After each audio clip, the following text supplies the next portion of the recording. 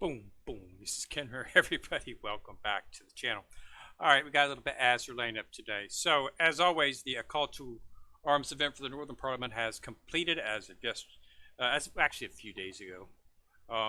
So, I think it was on the 9th. So, we're into the rerun event that we, of course, we're destined to have for the next week or two. Just time so we can let things cool down a little bit so we can jump into our next main event that should be coming up. Probably on the 20, should happen on the 24th would be my assumption. That's normal. If they flow with normal time, they usually do. So here's what we're going to have. So we're going to have the Forge event. Now this is a really good event simply because of the fact that it tells it sort of parallels a real story that occurred in World War II associated with Narvik. Now it's when Germany, they thrashed through the Forge with a bunch of destroyers, took Narvik, and then the Royal Navy went in there and literally obliterated the German destroyer fleet that was there. I mean, they just blew them up. This is really what put Warspite, it was flagship on the map. I mean, this is what made him, I should say her, one of the best ships of all time and associated with the World War II record. Second, probably only to Enterprise in terms of success. So she did a really good job. And this event sort of focuses on that. So basically, you just want to basically run the event. It's a rerun event, so you've probably already got it. Like I've already done it. These were already 3-starred when the event came out because I'd already completed it. So basically, if you've already got it 3-starred, you basically just want to run SP3, okay? And you want to run this with Warspite and Foxhound, not Eskimo, Warspite and Foxhound in your fleet. Okay, not Eskimo. Yes, Eskimo is the actual ship that is involved in the actual storyline. But the event wants you to run it with Warspite and Foxhound. So Foxhound and Warspite to get the little medallions, all right? And as you get these medallions, you'll be able to get the rewards as associated. You see here. I'm just doing it again because they're rewards, So I'm just running through it. As you can see, I'm already up to 6. It's up for 14. It's going to be up till the 23rd, so I'll finish in playtime. I'm basically just running SP3 with Foxhound and Warspite in my fleet. I'm running them on Formation 5. Also running them a little bit with some of my Northern Parliament ships just to level them up. Oh, sorry, went right past it. So here it is. I'm running Warspite. I've got Yuho in it for a little bit. The SP3 is a little... it's a hard mode, sort of kind of hard mode. They do shell out a pretty decent amount of damage. It's not that big a deal for a mid-level fleet, but I'm autoing it, so I don't want to pay attention. So I just threw Yuho in there just to keep my healing up. I got Shimikaz in there for my destruction. She destroys everything. This is Foxhound. You should retrofit her. Will help out a little bit. So you want to have her in your fleet. They both Warspite, which is right here as a flagship, and Foxhound have to survive the sortie.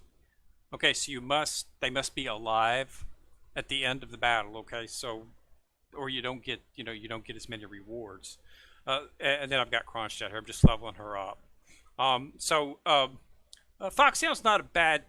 She's a common ship, all right. So you're not going to be using her end game or even mid game for that point, but she is in the event. And she does actually have a retrofit, which gives her a little bit of oomph. It takes her from a common to a rare. I'm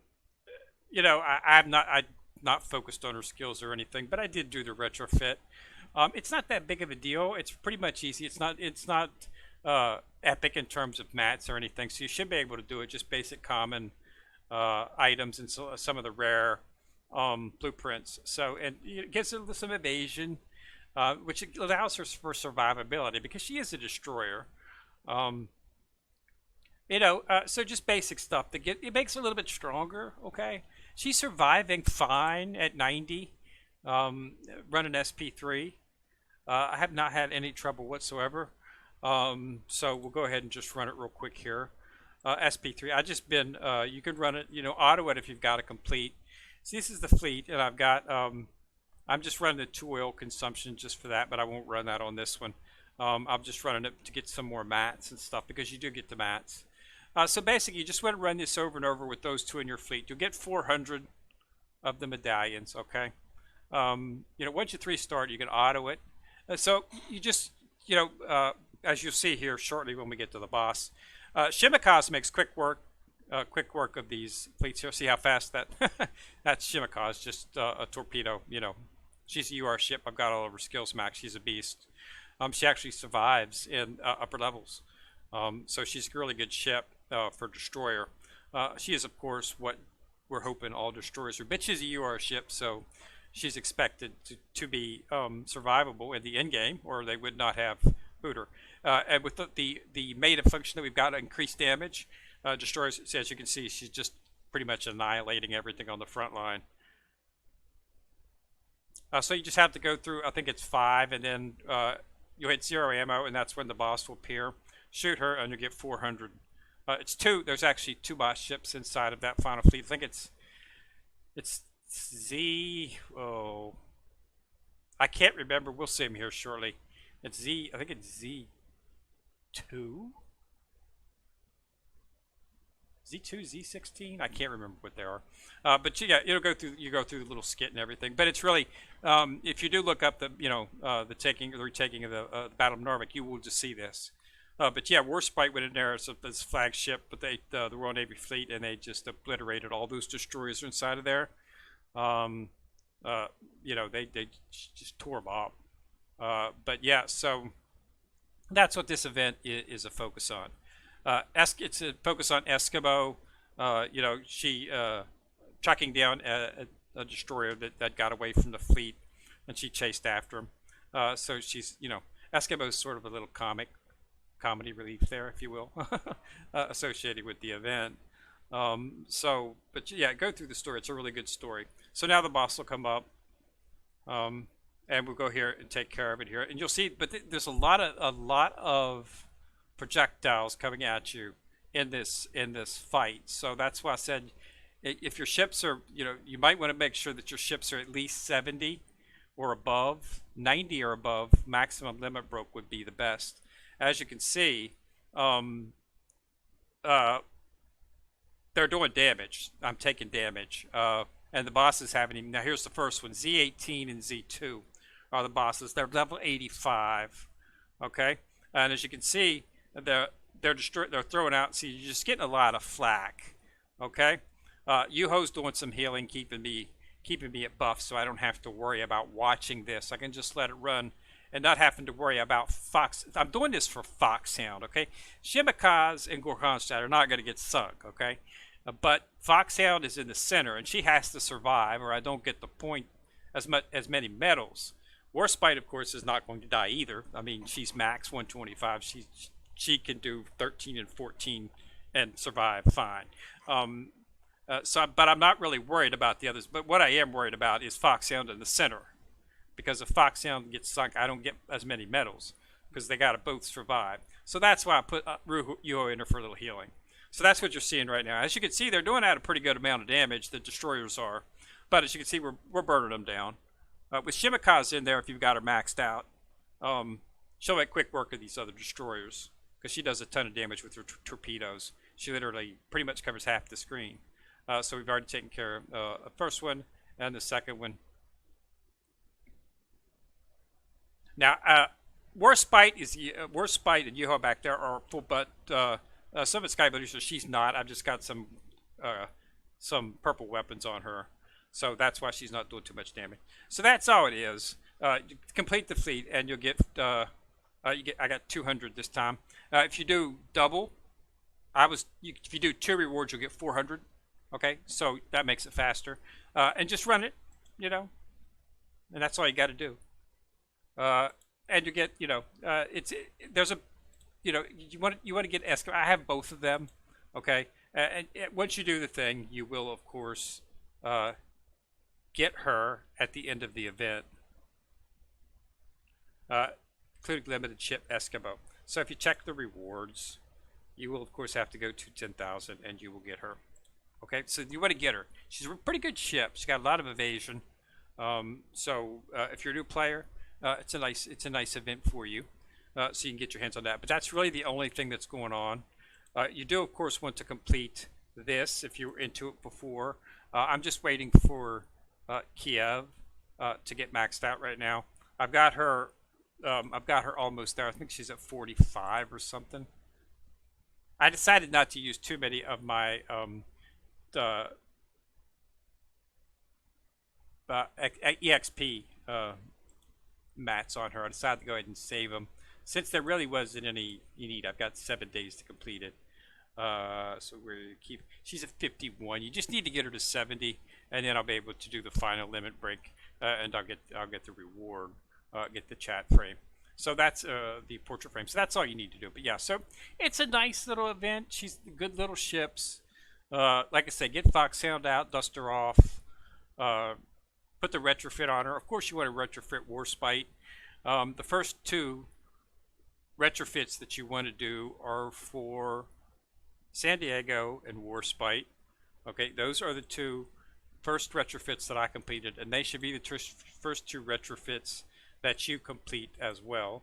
It will make these 2 UR ships, San Diego, Warspite. The items for them to do the retrofit, they require special items. Those items are in the shop inside of the prototype. Right there is the sparkling mic. This is for San Diego.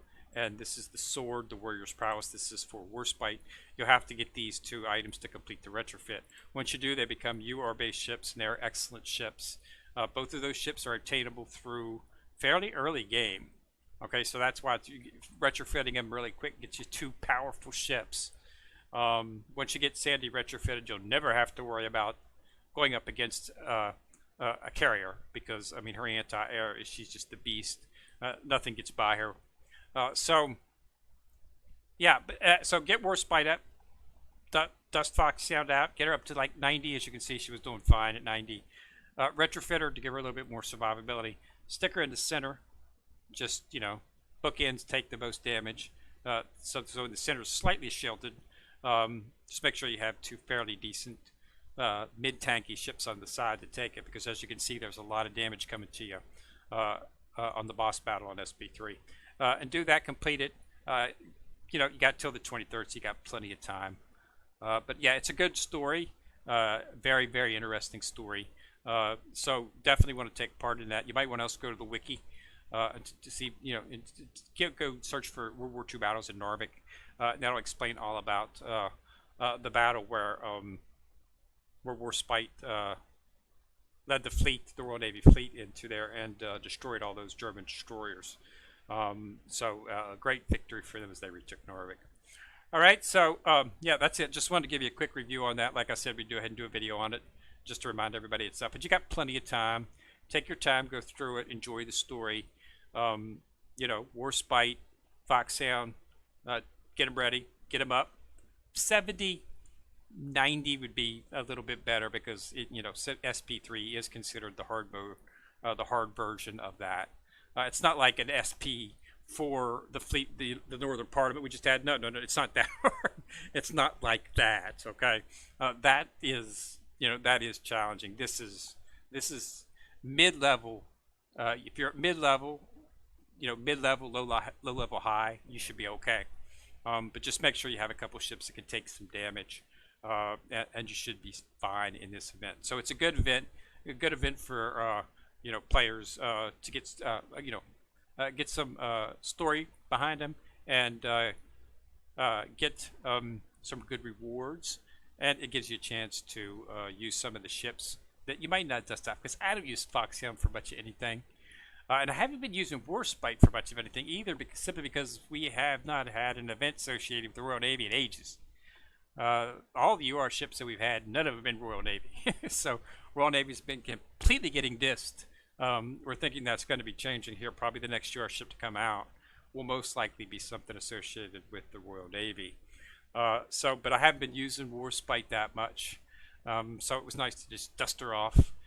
Go through this. I mean, I've already got Eskimo. I got her when the event first came out. I did it the first time around, but just going through it again, just to get the rewards and stuff, and just play it, do it, have something fun to do in the meantime. Take it off the monotony. I can run this 3 or 4 times and don't have to worry about it.